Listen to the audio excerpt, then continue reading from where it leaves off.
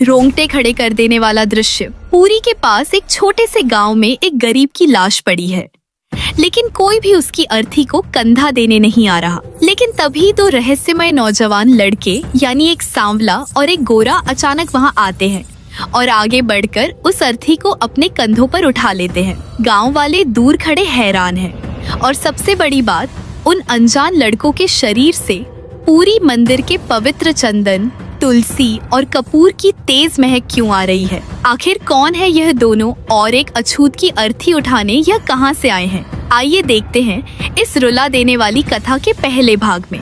कहानी शुरू होती है एक बेहद गरीब भक्त से जिसका नाम था दास। दास समाज की नजरों में एक नीची जाति का अछूत इंसान था।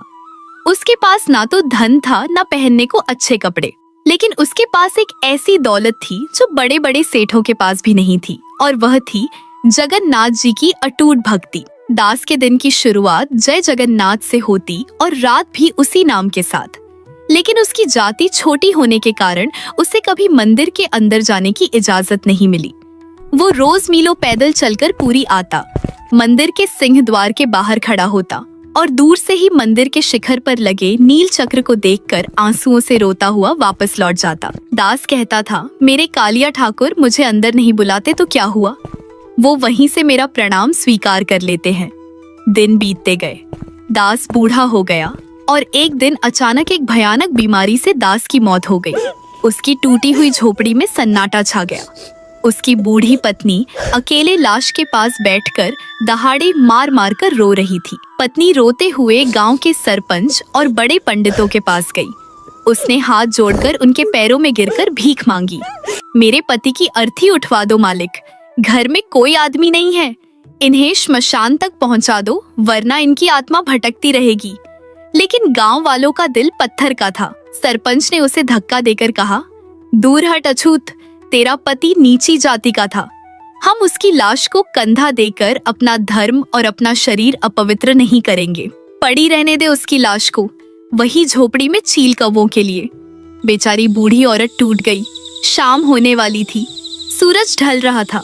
गांव का एक भी आदमी उस अर्थी को उठाने नहीं आया। औरत वापस झोपड़ी में आई। उसने अपने पति की लाश देखी और रोते रोते उसकी नजर पूरी मंदिर की दिशा में गई।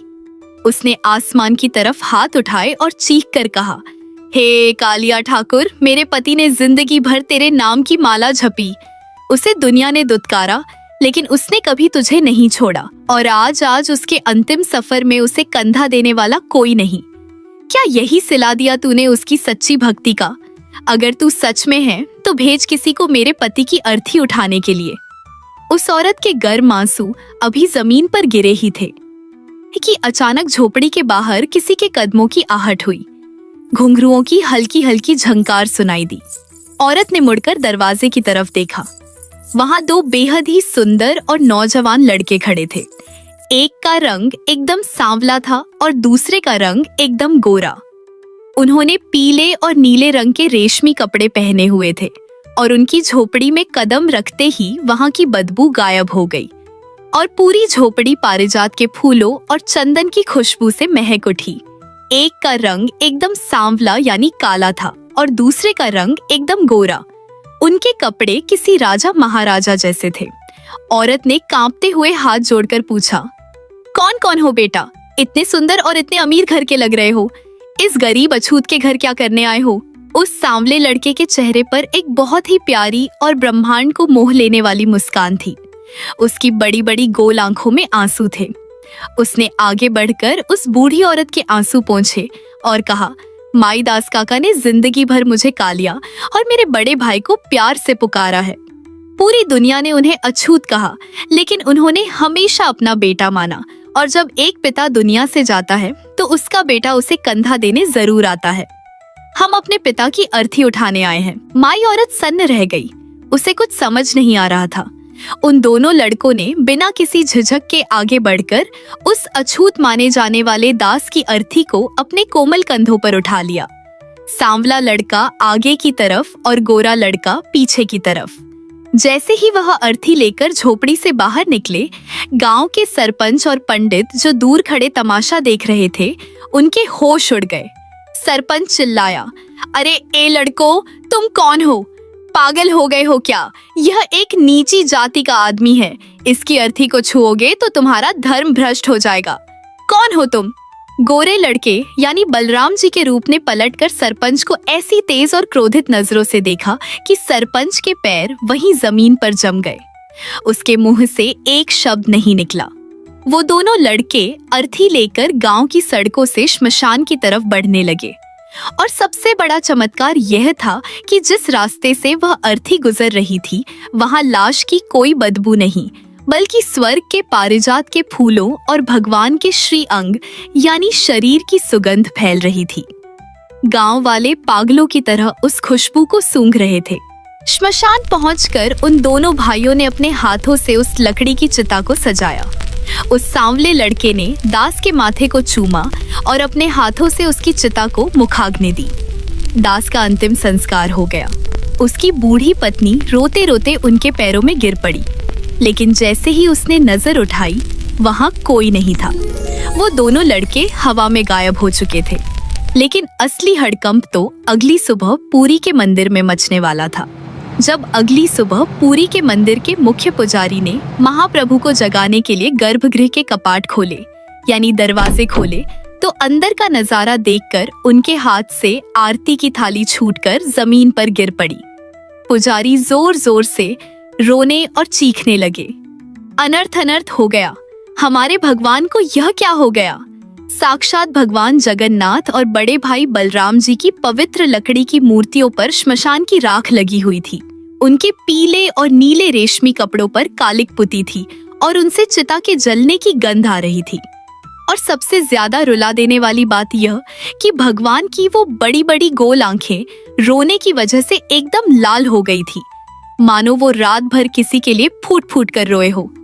पुजारी दहाड़ मार मार कर रोने लगे, अनर्थ अनर्थ हो गया, हमारे भगवान को यह की क्या हो गया? जल्दी से महास्नान की तैयारी करो, भगवान को नहलाओ। पुजारी दौड़े दौड़े पानी लाने गए, लेकिन तभी मुख्य पुजारी वहीं जमीन पर बेहोश होकर गिर पड़े। बेहोशी में मुख्य पुजारी को एक सपना आया। सपने में साक्षात जगन्नाथ जी आए। उनके चेहरे पर वही राख लगी थी, लेकिन उनके होठों पर एक प्यारी सी मुस्कान थी। भगवान ने कहा, पुजारी रुक जाओ, मेरे शरीर पर लगी इस राख को मत धोना। यह कोई साधारण राख नहीं, बल्कि दुनिया के सबसे पवित्र चंदन से भी ज्यादा कीमती है। पुजारी ने रोते हुए पूछा, प्रभु यह किस चीज की राख है? आप रात को कहाँ गए थे? जगन्नाथ जी ने जो जवाब दिया, उसे सुनकर पुजारी की रूह कांप गई। पुजारी, जिसे तुम सब लोग नीची जाति का और अछूत कहते थे, वह दास मेरा सबसे प्यारा भक्त था।